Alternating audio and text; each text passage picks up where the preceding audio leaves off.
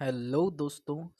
पिछली क्लास में हमने पढ़ा था ब्लड, और इसके मैं अभी 2 लेक्चर ले चुका हूँ। एंड इसमें हमने पूरा जो ब्लड का बेसिक था वो मैंने कंप्लीट कर दिया था। WBC, RBC, प्लेटलेट्स, ये सब बता दिया था। और भी चीज़ें जो भी रह गई थी वो सब बता चुका हूँ मैं।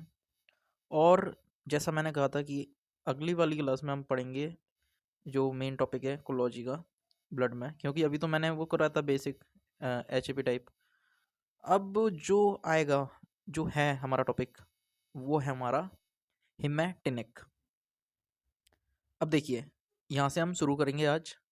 और हिमैटिनिक करने के बाद फिर है हमारा कोगुलेंट है, और भी है कुछ टॉपिक, फिर ब्लड कंप्लीट हो जाएगा। इतना है नहीं टिपिकल। तो पहले हम आज करेंगे हिमैटिनिक, इसको करते हैं जितना हो पाए आज, और इस फिर अगली क्लास में बाकी बचा हुआ करेंगे। तो स्टार्ट करते हैं फिर। अब देखिए हिमैटिनिक क्या है। हिमैटिनिक ऐसे एजेंट है जो यूज़ किए जाते हैं ब्लड को बनाने के लिए। अब किसी की बॉडी में क्या ब्लड कम हो जाता है ना, खून की कमी, तो हम उनको पता क्या कहते हैं, हिमैटिनिक देते हैं। हिमैटिनिक तो ये करते हैं, ब्लड को बनाते हैं। फॉर्मेशन ऑफ ब्लड, ब्लड क्या मतलब आरबीसी, ब्लड में भी क्या आरबीसी बनाते हैं। तो ये क्या रहता है, ब्लड की कमी को हम क्या कहते हैं, ब्लड की कमी को क्या कहते हैं, एनीमिया। ब्लड की कमी को कहा जाता है एनीमिया। तो हिमैटिनिक यूज होते हैं एनीमिया में। ओके। अब देखिए एनीमिया हमारा कई तरह का होता है। जैसे हमारा iron deficiency anaemia. Iron deficiency anaemia क्या है, आयरन की वजह से खून में की कमी होगी, यानी आयरन की वजह से एनीमिया हो रहा है, तो उसको कहेंगे आयरन डेफिशिएंसी एनीमिया। फिर होता है हमारा एक अप्लास्टिक एनीमिया। इसमें क्या रहता है, अप्लास्टिक एनीमिया में जो बोन मैरो होता है ना, बोन मैरो में आरबीसी नहीं बनता। मतलब जो आरबीसी, देखो बोन मैरो में क्या है, आरबीसी बनती है। तो इसमें क्या हो रहा है, बोन मैरो आरबीसी नहीं बना पा रही। अब इस चीज को हम कहते हैं अप्लास्टिक एनीमिया। अगला है हमारा sickle cell anaemia. Sickle cell anaemia में क्या होता है, ये एक तरह का जेनेटिक डिसऑर्डर है। देखिए sickle cell anaemia genetic disorder है। इसमें क्या रहता है, जो आरबीसी रहती है ना, आरबीसी कैरी करती है ऑक्सीजन, ठीक है, पता ही आपको आरबीसी का काम क्या है, O2 कैरी करना। अब इसमें क्या होता है, जो आरबीसी का शेप है ना, अभी कैसा रहता है, इस तरह का रहता है। अब सिक्ल सेल में क्या होता है, आरबीसी का है, सिक्ल शेप हो जाता है आरबीसी का, इस तरह का सिक्ल। तो इस चीज को इससे क्या होता है, जो ऑक्सीजन होती है ना, वो प्रॉपर सप्लाई नहीं हो पाती। अब इस चीज को कहते हैं हम सिक्ल सेल एनीमिया। ओके। अब अगला है हमारा थैलेसीमिया। थैलेसीमिया क्या है, ये भी एक तरह का जेनेटिक डिसऑर्डर है। इसमें क्या होता है, जो हीमोग्लोबिन होता है ना, उसका स्ट्रक्चर चेंज हो जाता है। अब उसका स्ट्रक्चर चेंज हो जाता है तो ऑफकोर्स ये बात O2 सप्लाई नहीं हो पाएगी। तो इस चीज़ को कहते हैं हम थैलेसीमिया। हीमोग्लोबिन का रोल है इसमें। सिक्ल सेल एनीमिया में शेप चेंज हो रहा है, तो ये अलग अलग है। फिर अगला आता है हमारा मेगैलोब्लास्टिक एनीमिया। Megaloblastic anaemia. अब देखिए दो है हमारे, एक मेगैलोब्लास्टिक एनीमिया और एक है परनीसिस एनीमिया। आप भले ही उनको याद रखो या ना रखो, इन दो को याद रखना अच्छे से, क्योंकि ये आगे काम आएंगे। पूरी कोलॉजी में भी आने वाले काम। कोलॉजी मतलब है IMP टॉपिक है, आता है MCQ से। देखना आप, मेगैलोब्लास्टिक एनीमिया किसकी डेफिशिएंसी वजह से हो रहा है, vitamin B9 and vitamin B12। और परनीसियस एनीमिया है, ये किसकी कमी से हो रहा है, ये हो रहा है विटामिन B12 की कमी से। ओके। अब इसको याद करने की ट्रिक है, वो बता देता हूँ। देखिए इसकी ट्रिक है ऐसी। अब जो मेगलोब्लास्टिक एनीमिया है ना, अब देखिए ये देख रहे हो आप, मेगल, इसमें क्या है, एम बन रहा है। अब एम में क्या है, दो डंडे हैं। देखिए ये दो लाइन है, 1 और 2, तो ये 2 हो गया। अब इसमें 2 है तो आप इससे समझिए इसमें 2 विटामिन का रोल है। विटामिन 9 भी है इसमें, विटामिन 12 भी है। और परनीसिस में एक लाइन आ रही है, यानी एक विटामिन, विटामिन 9। एक और चीज़, अब देखिए विटामिन B12 और विटामिन B9, यानी जो B12 है ना, ये दोनों में कॉमन है। इसमें 2 वर्ड है, मतलब 2 लेटर है, ये 2 नंबर है, सॉरी 2 नंबर है, यानी ये दोनों में रहेगा। और 9 यानी एक ही नंबर है, वो किस में रहेगा, परनीसियस में।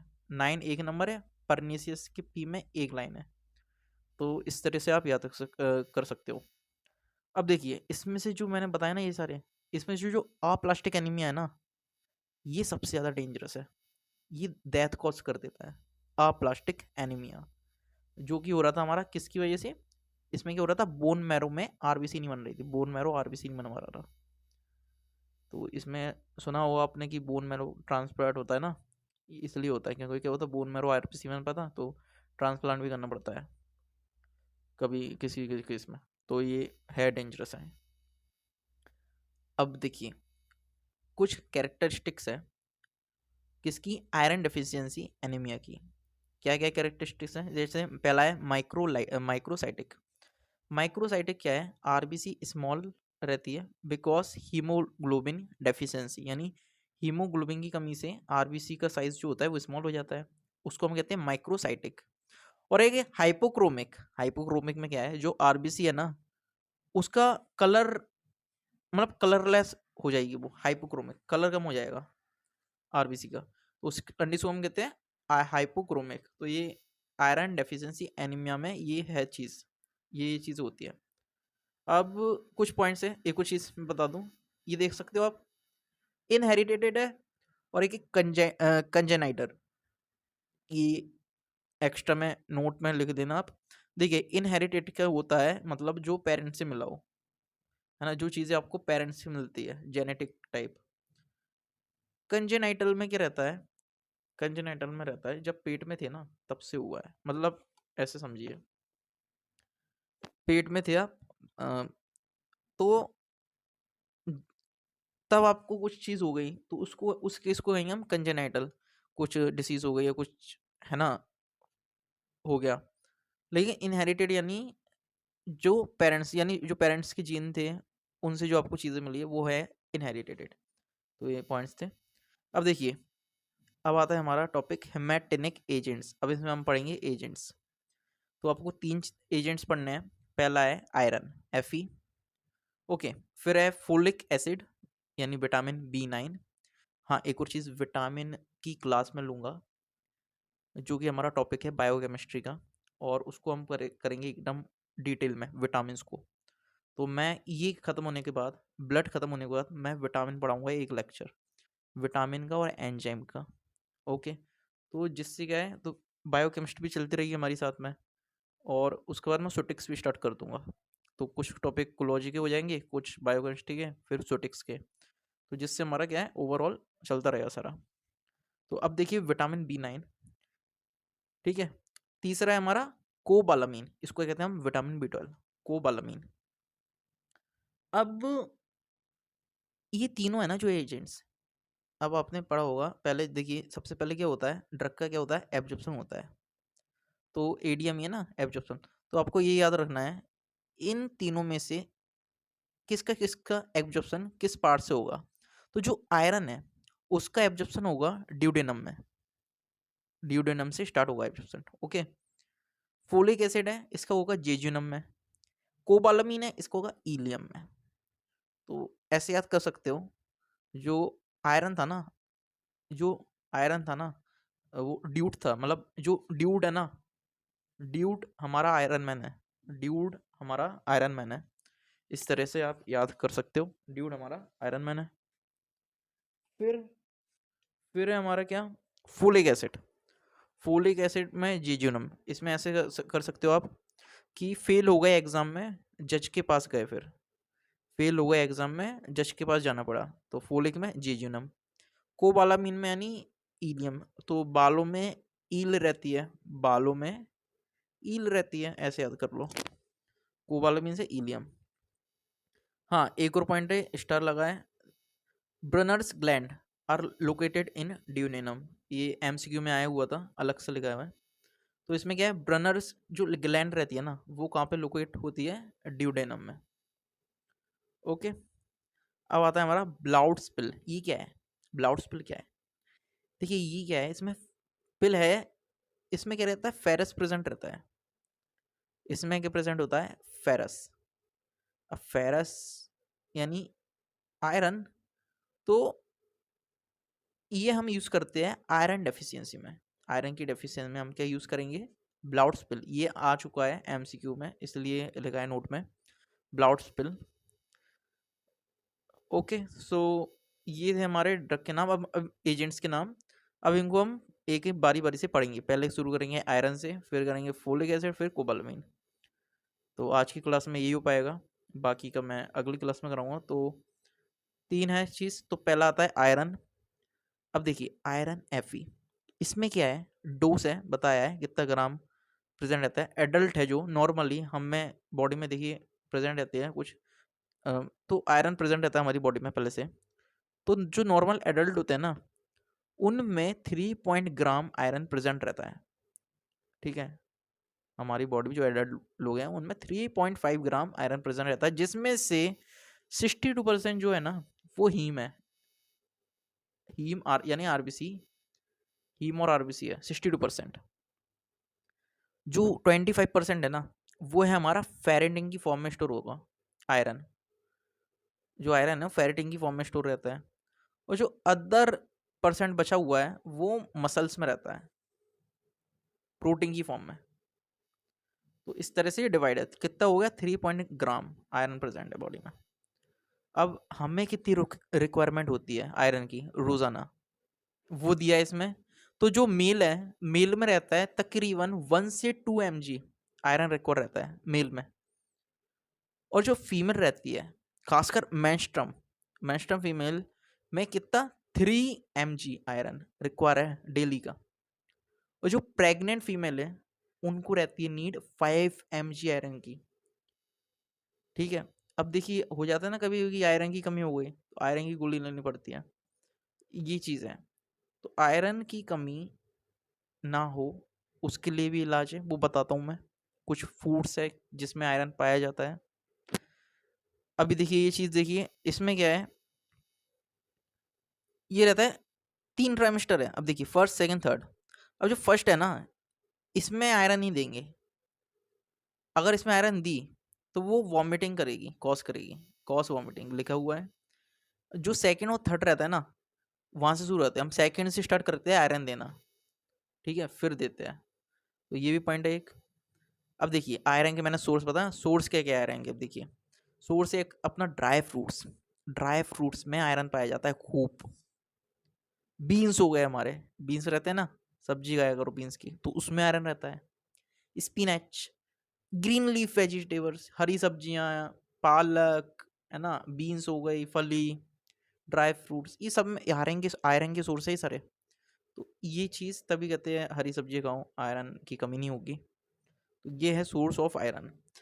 अब इसमें से जो खाना बना रहा है, पुअरेस्ट सोर्स क्या है आयरन का, पुअरेस्ट सोर्स पता है क्या है, मिल्क। और जो मिल्क के बने हुए जितने भी प्रोडक्ट है वो पुअरेस्ट सोर्स है। ये भी आपको याद रखना है, ये एमसीक्यू में आते हैं, ये ऐसे ही नहीं बता रहा मैं। ओके ठीक। अब देखिए इसमें एक चीज़ है, ये ऊपर एक टॉप पे लिखा है रेटिकुलोसाइट, शायद एमसीक्यू में आया था इसलिए मैंने लिखा हुआ है। रेटिकुलोसाइट क्या है, स्लाइटली इमेच्योर आरबीसी को कहते हैं, स्लाइटली इमेच्योर आरबीसी क्या कहेंगे, रेटिकुलोसाइट। ओके, सो अब देखिए, अब इसमें क्या बताया है, इसमें हम मैकेनिज्म ऑफ एक्शन बताएगी किस तरह से वर्क करता है। अब देखिए आपने लिया सोर्स आयरन का, जैसे मान लो ड्राई फ्रूट ले लिया एग्जाम्पल के तौर पे। ड्राई फ्रूट, अब वो जो सोर्स था वो गया माउथ में, माउथ से गया वो, माउथ से क्या में जाएगा, ड्यूडेनम मेम्ब्रेन में। आयरन का मैंने क्या बताया था, एब्जॉर्प्शन कैसे होता है, ड्यूडेनम में होता है। डाइटरी आयरन है, ठीक है, मतलब डाइट के थ्रू ले रहे हैं, बॉडी में नहीं है प्रेजेंट, हम अलग से ले रहे हैं डाइट के थ्रू। अब ये क्या, ड्यूडेनम में इसका एब्जॉर्प्शन होगा। अब 2 फॉर्म में रहता है ये, एक तो हीम, हीम में कन्वर्ट टूटेगा, और ये होगा इनऑर्गेनिक आयरन में, यानी Fe3+, जिसको हम कहेंगे फेरिक। तो ये 2 फॉर्म हो जाती है इसकी, एक हो जाएगी हीम और एक हो जाएगी इनऑर्गेनिक, एक है इनऑर्गेनिक आयरन Fe3+ फेरिक। अब देखिए इसमें क्या है, जो ड्यूनेडम है ना, ड्यूडेनम मेम्ब्रेन, यहाँ से होके भी फिर प्लाज्मा में, फिर बोन मैरो में। अब ऐसे बताता हूँ बारी बारी से। देखिए अब देखिए इसको अच्छे से बताएंगे, पहले आप याद करिए कुछ टर्मिनोलॉजीज। आरई क्या है, आरई क्या है, reticulo endothelial cell, reticulo endothelial cell. Specialised cell है, प्रेजेंट रहती है बॉडी में, reticulo endothelial cell, RE cell. जो जो चीजें बता रहा हूं वो याद रखना, IMP है। पूरा मैकेनिज्म अच्छे से सुनना, IMP है।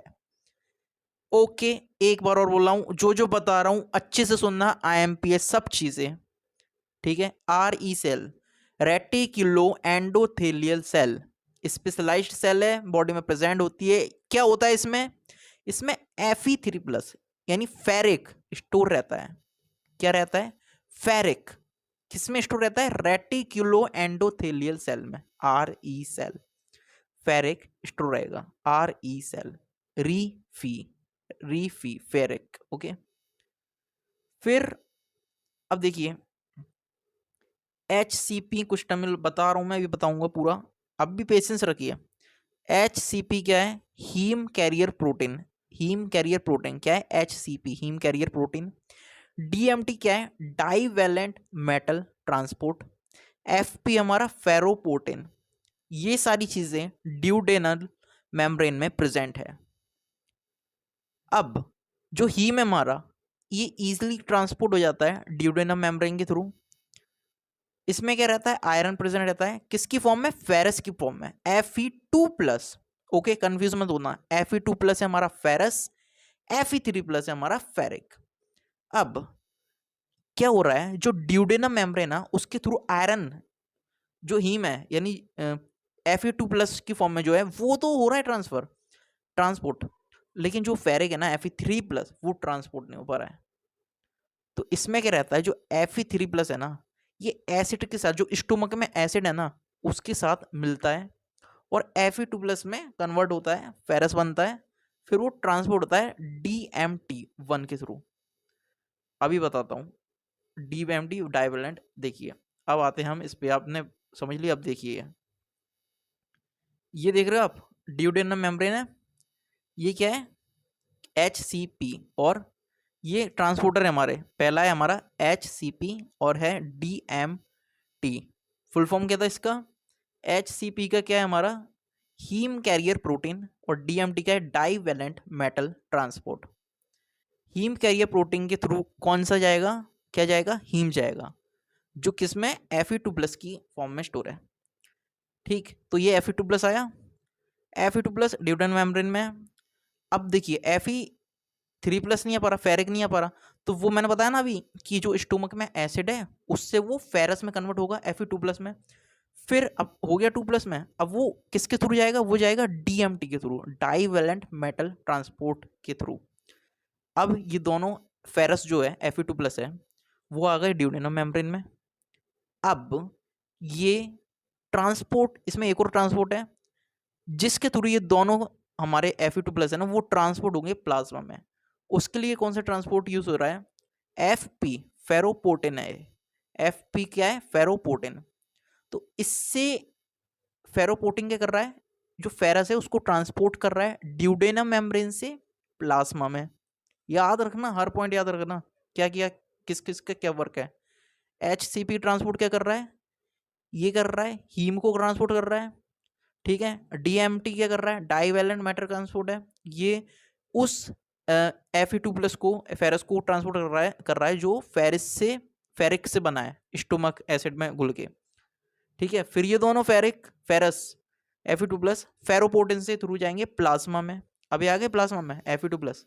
अब ये अगेन फेरस है ना, Fe2+, ये अगेन फेरिक में कन्वर्ट हो गए, Fe3+ में कन्वर्ट हो गए, Fe3+ कन्वर्ट हो गए। अब ये जो Fe3+ है ना, ये रिसेप्टर से बाइंड करेगा। कौन सा? ट्रांसफेरिन। ट्रांसफेरिन इससे रिसेप्टर से बाइंड करा, सॉरी रिसेप्टर नहीं है, ट्रांसफेरिन है, प्रोटीन है, इससे बाइंड करेगा Fe3+। बाइंड करने के बाद ये जाएगा बोन मैरो में। बोन मैरो में कहाँ पे जाएगा? ट्रांसफेरिन रिसेप्टर पे। ये ट्रांसफेरिन से Fe3+ बाइंड करेगा, ये गया ट्रांसफेरिन रिसेप्टर पे गया, जो कि बोन मैरो में प्रेजेंट है। वहां पे जाने के बाद इसने अपना वर्क दिया, ठीक है, वर्क करा, है ना, Fe3+ वर्क करेगा फेरिक। अब जो बच जाएगा, जो बचा हुआ है ना हमारा Fe आयरन, वो अगेन ट्रांसपोर्ट हो जाएगा प्लाज्मा में, किसके थ्रू, एएफ के थ्रू। एएफ क्या है, एएफ कौन सा ट्रांसपोर्ट है, इसका नाम है एपो 2 मिनट बताता हूं मैं। इसका नाम रहता है हमारा, इसका नाम है हमारा एपोफेरेटिन। हाँ, इसका नाम है हमारा एपोफेरेटिन। तो एपोफेरेटिन क्या कर रहा है, जो एक बचा हुआ है ना हमारा आयरन, उसको ट्रांसपोर्ट कर रहा है। तो ये ओवरऑल इसका मैकेनिज्म था। एक बार और बता देता हूँ। ये देखिए, Fe3 प्लस था, ये हुआ कन्वर्ट फेरस में, स्टोमक में जो एसिड है उसकी वजह से ट्रांसपोर्ट हुआ ये डीएमटी के थ्रू, ठीक है। और ट्रांसपोर्ट फिर प्लाज्मा में ट्रांसफर होगा फेरोपोर्टिन के थ्रू। ये फिर बाइंड करेगा प्रोटीन से, कौन सा, ट्रांसफेरिन से, जो कि प्रेजेंट है प्लाज्मा में। फिर ट्रांसफेरिन जाएगा बोन मैरो में, ट्रांसफेरिन रिसेप्टर से बाइंड करेगा और आयरन को रिलीज करेगा। ये जो आयरन है वो बनाएगा आरबीसी, है ना, बोन मैरो में आरबीसी बनेगा, खून बनेगा हमारा। अब जो बचा हुआ आयरन है वो क्या होगा, वापस अगेन Fe2+ क्या करेगा, वो आ जाएगा वापस कहाँ पे, प्लाज्मा में, किसके थ्रू, एपोफेरेटिन के थ्रू। तो एपोफेरेटिन है ना, ये रिमूव करता है जो एक्सेस में आयरन बन रहा है, उसको रिमूव करेगा बोन मैरो से, कहाँ पे भेज देता है, प्लाज्मा में। तो ये याद रखना, एपोफेरेटिन है। तो ये सारे थे हमारा पूरा ओवरऑल इसका मैकेनिज्म ऑफ एक्शन, कि कैसे आयरन हम जो डाइट में ले रहे हैं वो खून बना रहा है, आरबीसी बना रहा है। तो ये आईएमपी था, बहुत याद रखना आप, ठीक है, जो भी मैंने वर्ड बताया। अब ये बता दिया मैंने। अब इसके बाद एक और लाइन लिखी है, आयरन एब्जॉर्ब्ड, ये टॉप पे देखिए आप, iron absorbed better from animal food than from vegetable food. मतलब जो आयरन है ना, जो एनिमल फूड रहता है ना, उससे ज़्यादा अच्छे से एब्जॉर्ब होता है एज कम्पेयर टू जो वेजिटेबल फूड है। तो नॉर्मल एमसीक्यू में आया हुआ है, इसलिए अलग से लिखा हुआ है मैंने। अब देखिए इंट्रैक्शन है कुछ, यानी किस किस ड्रग के साथ हमें आयरन को नहीं लेना है ना। तो बता रहा हूं मैं क्या क्या है। एक है PPI, proton pump inhibitor.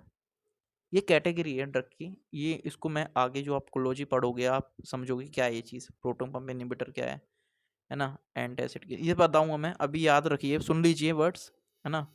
Proton pump inhibitor के साथ आयरन नहीं देना है, जो भी प्रोटोन पंप इनिबिटर के ड्रग हमारे आते हैं इंक्लूड, उसके साथ हम आयरन नहीं देंगे।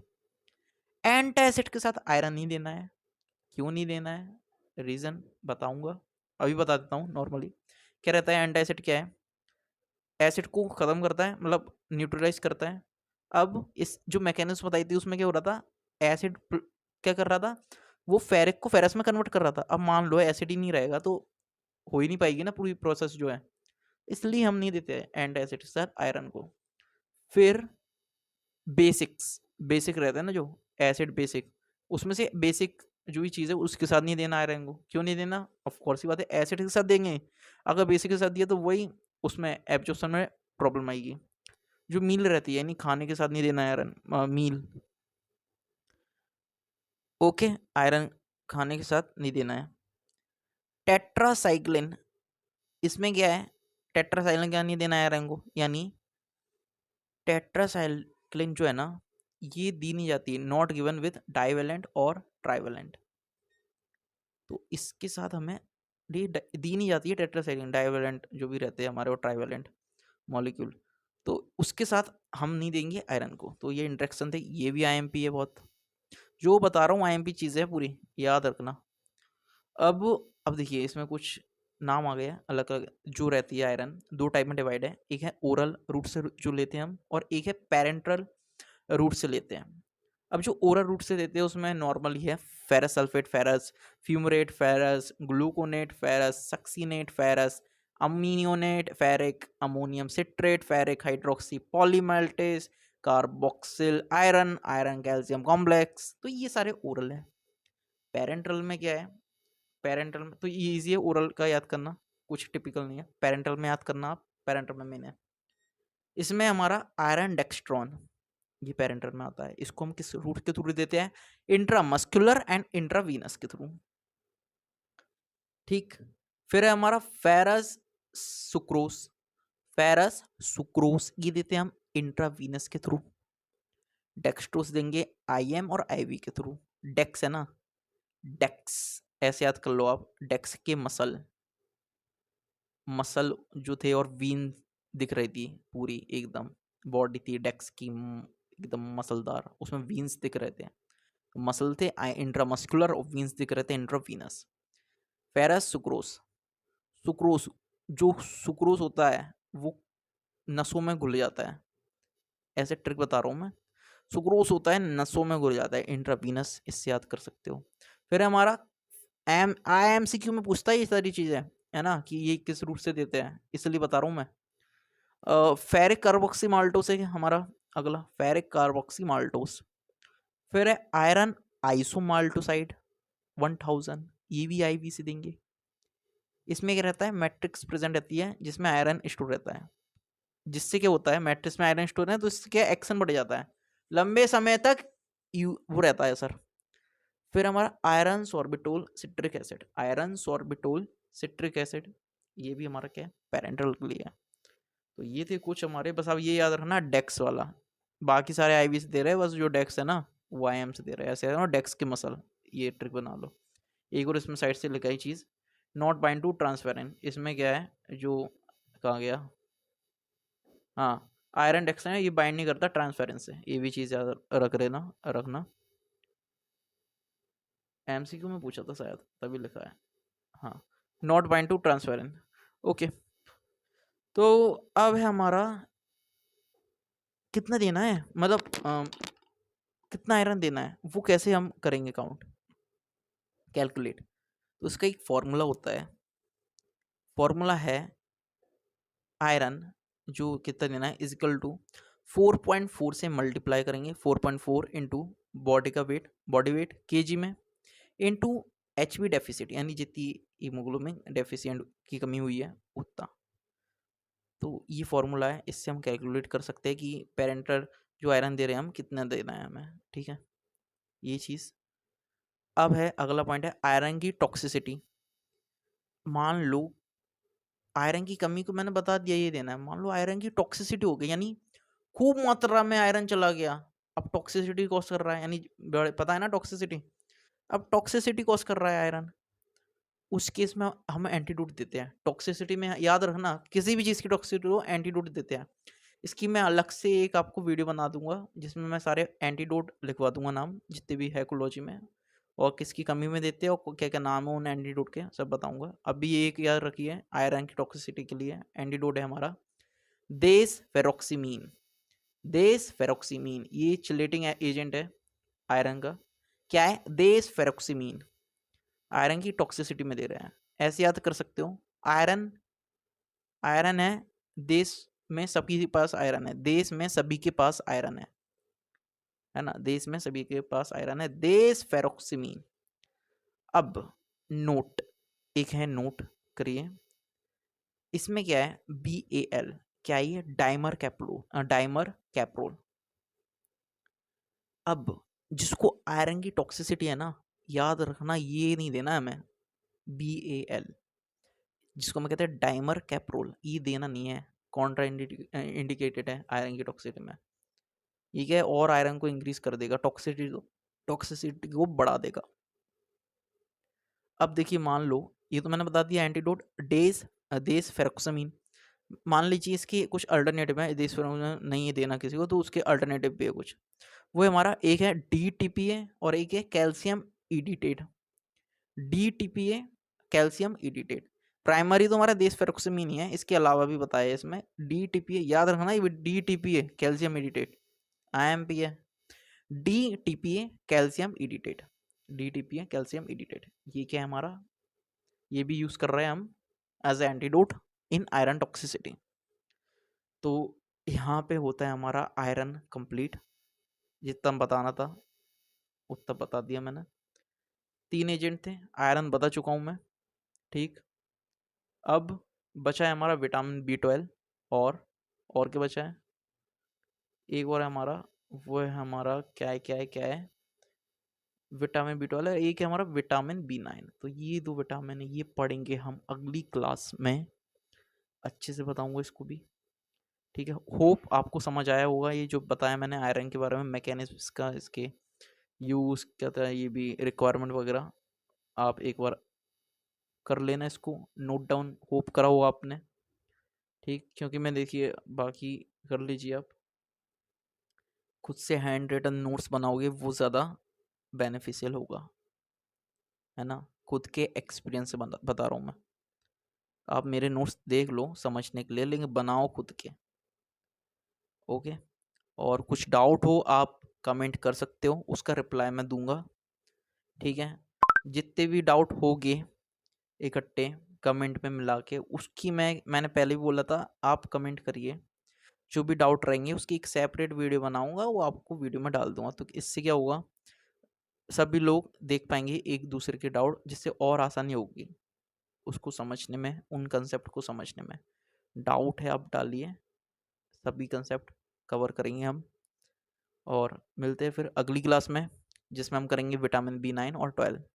ओके, फिर आगे जो टॉपिक है ब्लड में वो कंटिन्यू करेंगे।